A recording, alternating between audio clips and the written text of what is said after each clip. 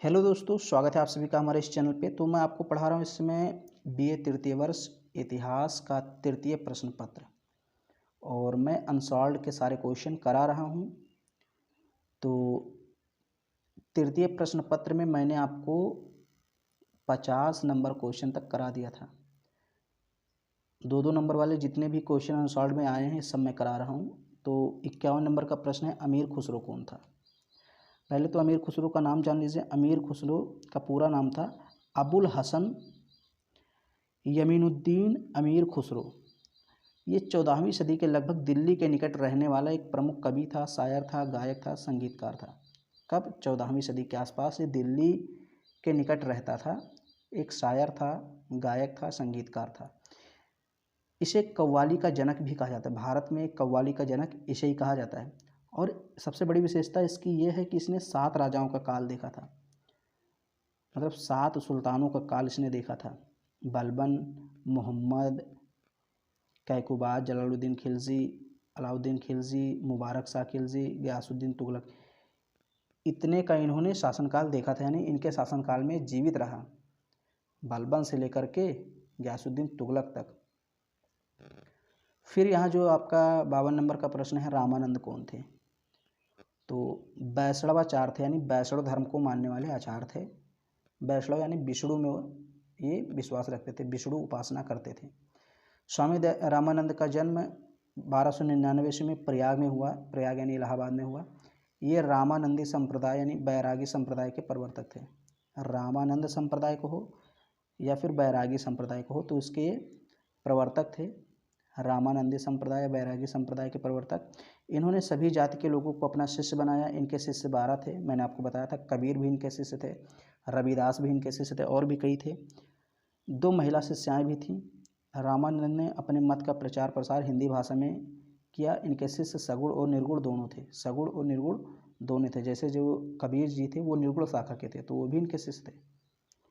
दहसाला बंदोबस्त क्या है, ये भी प्रश्न आया है। अकबर के वित्त मंत्री के रूप में राजा टोडरमल ने राजस्व एकत्रित करने की नई व्यवस्था शुरू की, जो कि जब्ती व्यवस्था, दहसाला व्यवस्था के नाम से जानी जाती है। यानी कि भू राजस्व एकत्र करने की एक प्रणाली थी, एक व्यवस्था थी। दहसाला बंदोबस्त क्या था, इसको कहीं कहीं लिखा होता है आईन ए दहसाला। चाहे दहसाला बंदोबस्त बोले, चाहे आईन ए दहसाला बोले, तो दोनों एक ही चीज़ है।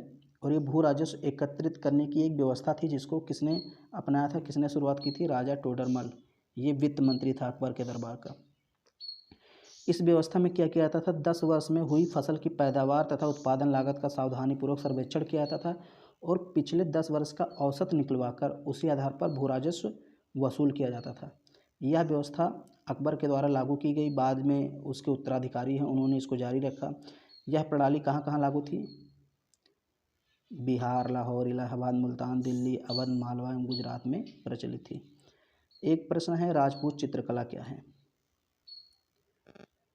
राजपूतों के निवास स्थान राजस्थान और मध्य प्रदेश, ये 2 जो प्रांत हैं, यहाँ पर राजपूत बहुत ज़्यादा मात्रा में रहते थे। चाहे राजस्थान की बात करें, चाहे मध्य प्रदेश की। तो यहाँ पर चित्रकला का और इस शैली का उद्भव एवं विकास हुआ। यानी जो राजपूत चित्रकला और शैली है, इसका विकास और उद्भव कहाँ हुआ? तो इन्हीं 2 क्षेत्रों में हुआ। इसी कारण इसे राजपूत चित्रकला की संज्ञा दी गई।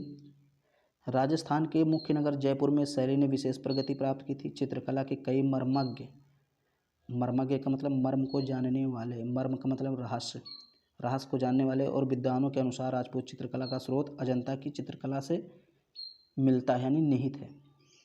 यानी जो राजपूत चित्रकला, इसकी उत्पत्ति कहाँ से हुई? अजंता की चित्रकला से हुई है। मतलब उसी से चित्र इसके मिलते जुलते हैं। जो अजंता की गुफाओं में चित्र पाए जाते हैं, वही चित्र राजपूत कला में भी पाए जाते हैं। अतः कहा जा सकता है राजपूत चित्रकला 100% भारतीय कला है, एवं इस पर मुग़ल चित्रकला का कोई प्रभाव नहीं पड़ा है। हालांकि बाद में इस पर मुग़ल चित्रकला का प्रभाव पड़ता है और ये मिक्स हो जाती है, लेकिन शुरुआत में ये बिल्कुल मुग़ल काल से मुग़लों से बिल्कुल अलग थी। जयपुर के अलावा उदयपुर, नाथद्वारा, जोधपुर, किशनगढ़ एवं मालवा आदि में भी शैली का पर्याप्त मात्रा में विकास हुआ था। एक प्रश्न है यहाँ पे, आज का लास्ट प्रश्न है,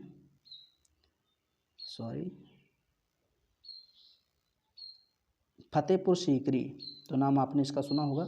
फतेहपुर सीकरी एक नगर है जो कि मुग़ल सम्राट अकबर ने 1571 में बसाया था। यह भारत के उत्तर प्रदेश राज्य में स्थित है। यह यहाँ मुग़ल साम्राज्य में अकबर के राज्य में 1571 से 1585 तक मुग़ल साम्राज्य की राजधानी रही। फिर इसे खाली कर दिया गया, शायद पानी की कमी के कारण। ऐसा कहा जाता है कि यहाँ पानी की कमी पड़ गई थी, तो इसलिए अकबर ने अपनी राजधानी चेंज कर दी, मतलब फतेहपुर से उसने अपनी राजधानी आगरा बनाई। अब यहाँ कुछ इमारतें हैं, इमारतों का नाम थोड़ा अजीब है।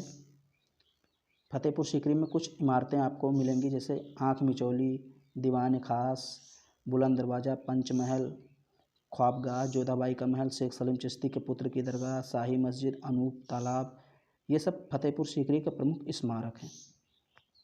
तो ये टोटल अभी तक आपके 55 प्रश्न हो गए, मतलब जो प्रथम प्रश्न पत्र वो कराया मैंने उसमें 40 थे और 15 मैंने आपको तृतीय प्रश्न पत्र के करा दिए। हालांकि अभी और भी प्रश्न आएंगे तृतीय प्रश्न पत्र के, तो मैं करा दूंगा। इसके बाद हम सेकंड प्रश्न पत्र यानी कि विश्व इतिहास वाला टॉपिक चुनेंगे, उसको पढ़ेंगे। तो अगर वीडियो आपको पसंद आ रही है तो उसको लाइक कर दीजिए, शेयर कर दीजिए। चैनल पर पहली बार आए हैं, चैनल को सब्सक्राइब करना ना भूलें।